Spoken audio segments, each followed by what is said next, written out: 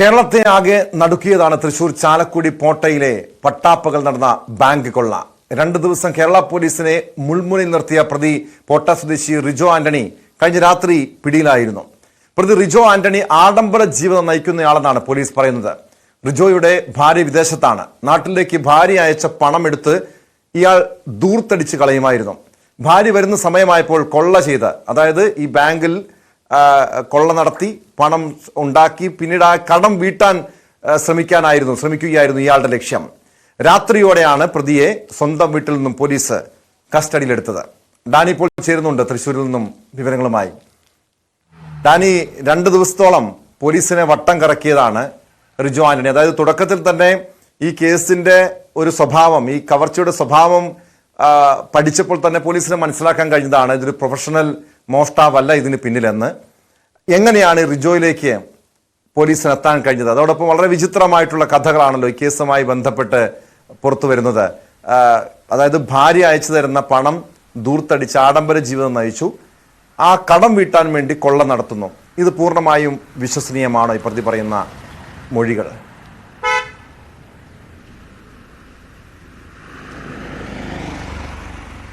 Tom, ഇക്കാര്യത്തിൽ ഇയാൾ പറയുന്ന കഥകൾ പൂർണ്ണമായും പോലീസ് ഉൾക്കൊള്ളുന്നില്ല. ഇനിയും കുറച്ചുകൂടി അന്വേഷണങ്ങൾ നടത്തേണ്ടതുണ്ട്. എങ്കിലും ഇതുവരെ വന്നിരിക്കുന്ന കാര്യങ്ങളിൽ വിശ്വാസയോഗ്യമായിട്ട് മുന്നോട്ട് പോകാൻ കഴിഞ്ഞിട്ടുണ്ടെങ്കിൽ പോലും ചില കാര്യങ്ങളിൽ പോലീസ് ഇപ്പോഴും സംശയമുണ്ട്. കാരണം ഇതിൽ മറ്റാരുടെയും സഹായം തേടിയിട്ടില്ല എന്ന് പറയുന്നു.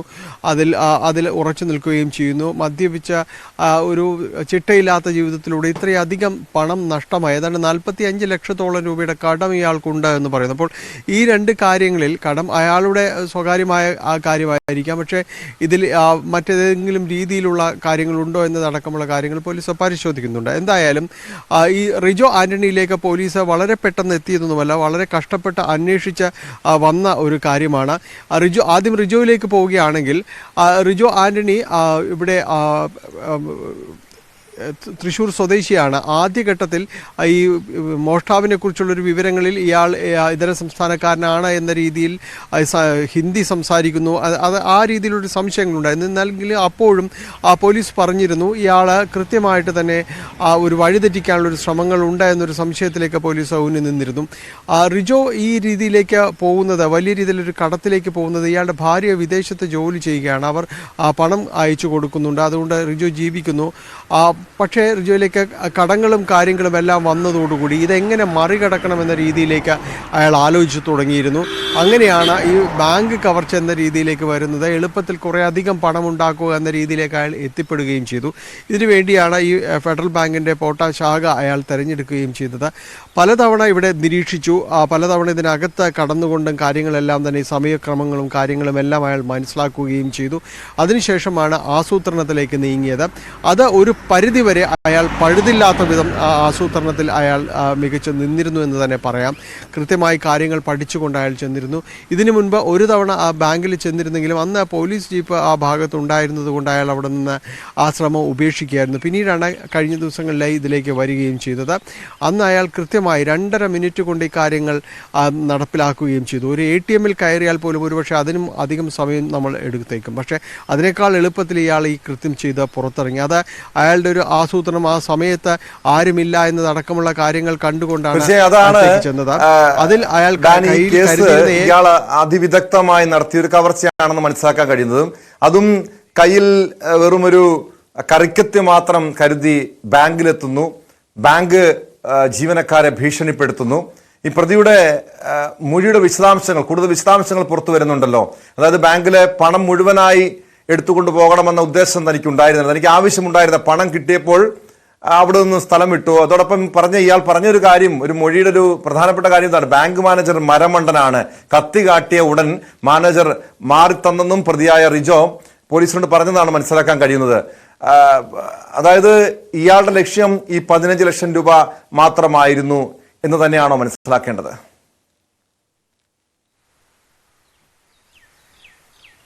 ടോം, അതിൽ ഇയാൾ കയ്യിൽ കിട്ടിയ പണം അവിടെ നിന്ന് എടുത്തുകൊണ്ട് വളരെ പെട്ടെന്ന് അവിടെ നിന്ന് പോവുക. അയാൾക്ക് അതിനകത്തേക്ക് കയറുമ്പോൾ ഉണ്ടായിരുന്ന ഏറ്റവും പ്രധാനപ്പെട്ട ലക്ഷ്യം അത് വളരെ പെട്ടെന്ന് പൂർത്തീകരിക്കുക എന്നതാണ്. കാരണം അയാൾക്കറിയാം അതിനകത്ത് സമയം അധികം ചെലവഴിച്ചാൽ അയാൾ പിടിക്കപ്പെടാനുള്ള മുഴുവൻ സാധ്യതയുമുണ്ട് എന്ന് അയാൾക്ക് വളരെ കൃത്യമായി അറിയാം. കഴിഞ്ഞ കുറേ ദിവസങ്ങളായി അത് നിരീക്ഷിക്കുകയും ചെയ്യുന്നുണ്ട്. അതുകൊണ്ട് കയ്യിൽ കിട്ടിയ എടുക്കാവുന്ന പരമാവധി പണം എന്ന രീതിയിൽ തന്നെ എടുത്തു. പക്ഷേ ഇയാൾ തന്നെ പറയുന്നുണ്ട് അവിടെ കൗണ്ടറിൽ ഉണ്ടായിരുന്ന പണം കണ്ട് ഇയാൾ ആദ്യം അമ്പരന്ന് പോയെന്ന്. കാരണം 45 ലക്ഷത്തിൽ പരം രൂപ അവിടെ ഉണ്ടായിരുന്നു.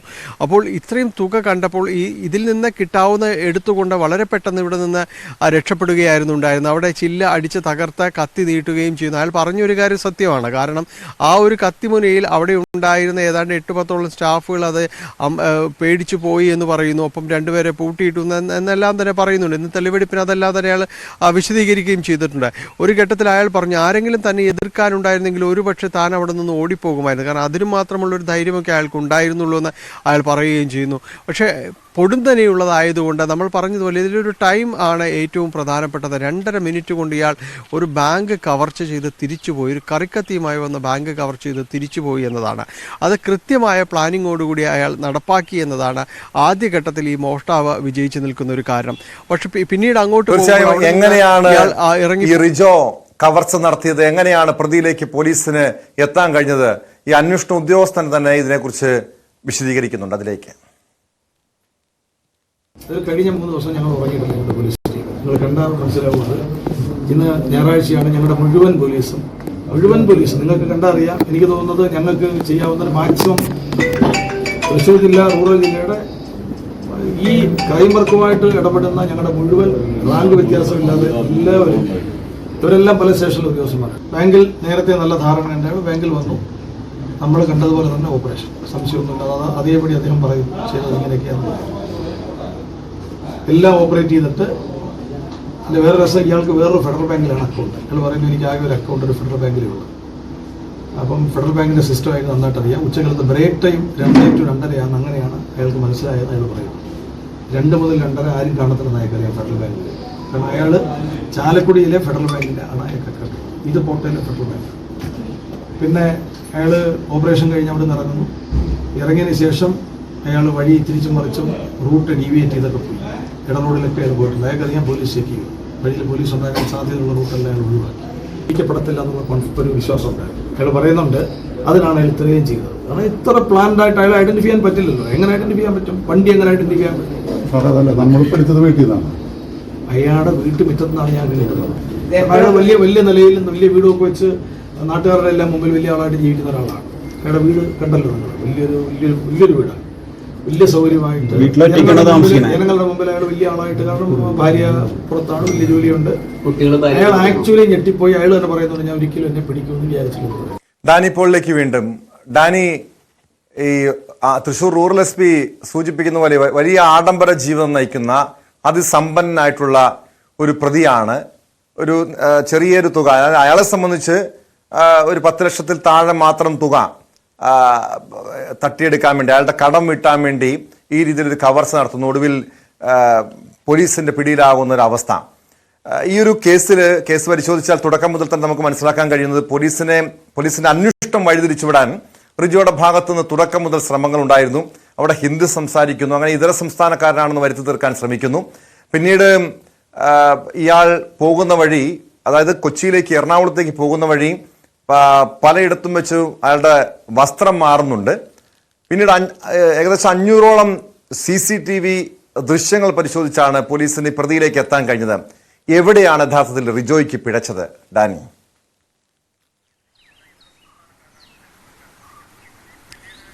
ടോം, ഇക്കാര്യത്തിൽ റിജോ വളരെ ആസൂത്രണത്തോടുകൂടി മുന്നോട്ട് പോയി എന്നൊരു വസ്തുത തന്നെയാണ്. പക്ഷേ എല്ലായിടത്തും സംഭവിക്കുന്നത് പോലെ തന്നെ അതിസൂക്ഷ്മമായ ഒരു പിഴവ് അവിടെയും ഉണ്ടായിരുന്നു. ഈ വസ്ത്രം മാറുന്നതിനൊപ്പം ഇയാൾക്ക് അങ്ങനെ ഒരു മാറ്റം വരുത്തി മുന്നോട്ട് പോകാൻ കഴിഞ്ഞു. പക്ഷേ പോലീസ് നിരന്തരമായി പരിശോധിച്ച CCTV ദൃശ്യങ്ങൾ, ആ വാഹനം കേന്ദ്രീകരിച്ച്, എൻഡോർക്ക് എന്ന് പറയുന്ന വാഹനം കേന്ദ്രീകരിച്ച പോലീസ് പരിശോധന നടത്തുന്നു.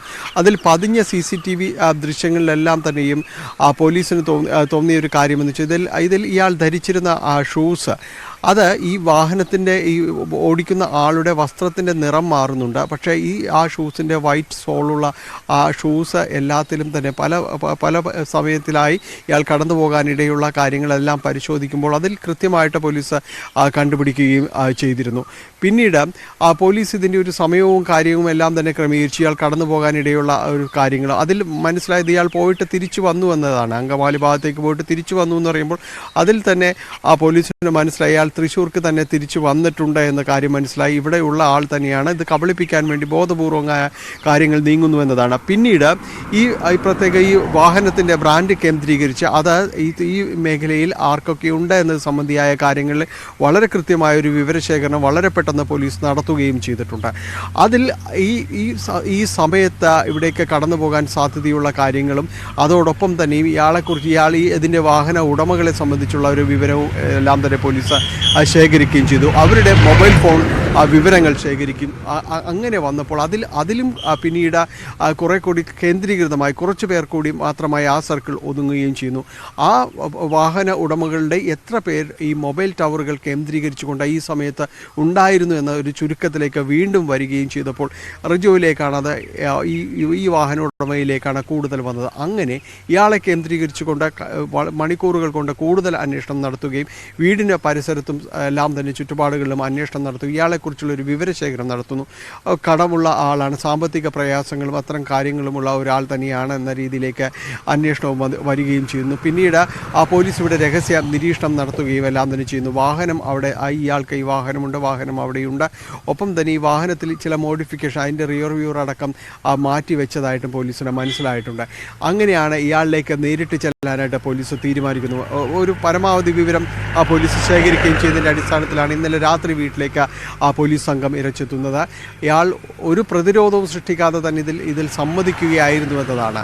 കാരണം അത് കൃത്യമാണ്. കാരണം ഇയാൾ തന്നെ പറഞ്ഞിട്ടുണ്ട്, ആരെങ്കിലും ബാങ്കിൽ എതിർത്തിരുന്നെങ്കിൽ ഇയാൾ ആ ശ്രമം ഉപേക്ഷിക്കുമായിരുന്നു. അത്രത്തോളമേ ഉണ്ടായിരുന്നുള്ളൂ. പ്ലാനിങ് എല്ലാം ഉണ്ടായിരുന്നു, അതിൻ്റെ എക്സിക്യൂഷനിലെല്ലാം മികച്ചു നിന്നിരുന്നെങ്കിലും അതിനെ മറികടക്കുവാനുള്ള ഒരു ധൈര്യത്തിലേക്കൊന്നും പോകാനുണ്ടായിരുന്നില്ല. വലിയൊരു പ്രൊഫഷണൽ ഉള്ള ഒരാളല്ല ഇത് ചെയ്തതെന്ന പോലീസിൻ്റെ ആ നിരീക്ഷണം വളരെ കൃത്യമാവുകയായിരുന്നു. ഇയാളുടെ വീട്ടിൽ നടത്തിയ പരിശോധനയിൽ തന്നെ അന്ന് തന്നെ 12 ലക്ഷം രൂപ കണ്ടെടുക്കുകയും ചെയ്തു. ഇയാൾ കടം വീട്ടാൻ വേണ്ടി മറ്റൊരാൾക്ക് അന്നനടയിലുള്ള ഒരാൾക്ക് ആ പണം കടം കൊടുത്തിരുന്നു. 2,90,000 രൂപ അയാളിൽ നിന്ന് കടം വാങ്ങിയിരുന്നു, അത് തിരികെ കൊടുത്തു.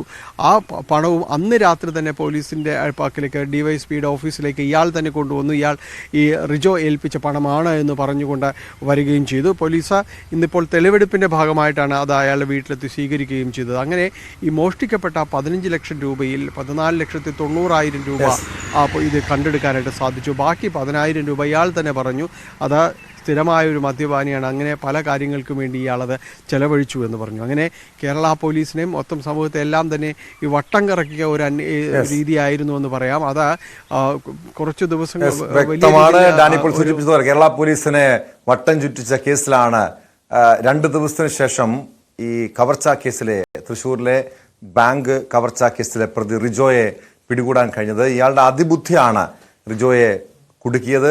ആഡംബര ജീവിതമാണ് റിജോയുടെ ജീവിതം തന്നെ തകർത്തത്.